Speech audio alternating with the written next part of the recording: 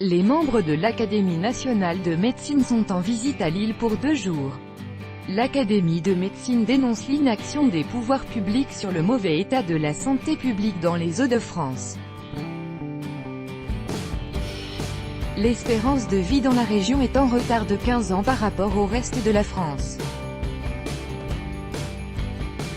Rien ne destine les nordistes à mourir plutôt que le reste de la France. L'Académie de médecine a poussé un coup de gueule, lundi, lors d'une conférence de presse consacrée à une visite de 2 jours à Lille.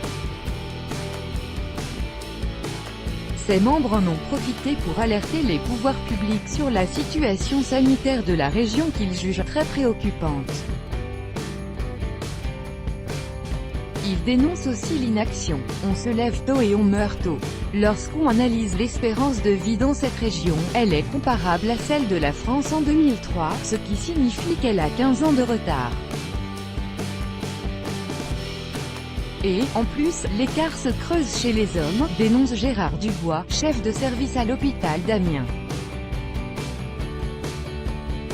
Au moins 30 à 50 ans pour rattraper le retard. Selon lui, il faudrait au moins 30 à 50 ans pour rattraper ce retard, à condition qu'il y ait une volonté des pouvoirs publics.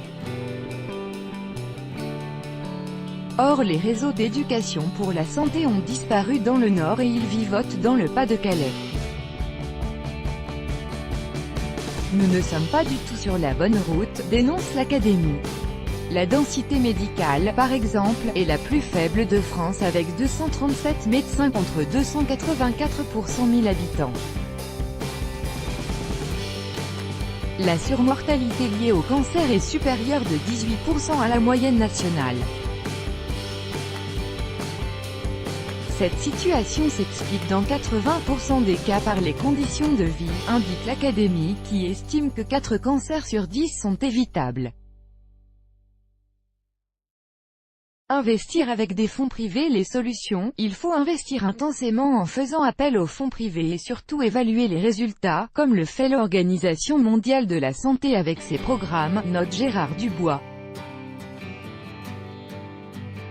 De son côté, Philippe Amouyel, chef de service au CHRU de Lille, compte beaucoup sur le développement de la télémédecine pour améliorer les soins. En attendant, tous les indicateurs de santé publique restent dans le rouge, à tel point qu'on est obligé d'inventer une couleur spéciale pour les Hauts-de-France dans les cartographies sanitaires, glisse l'Académie.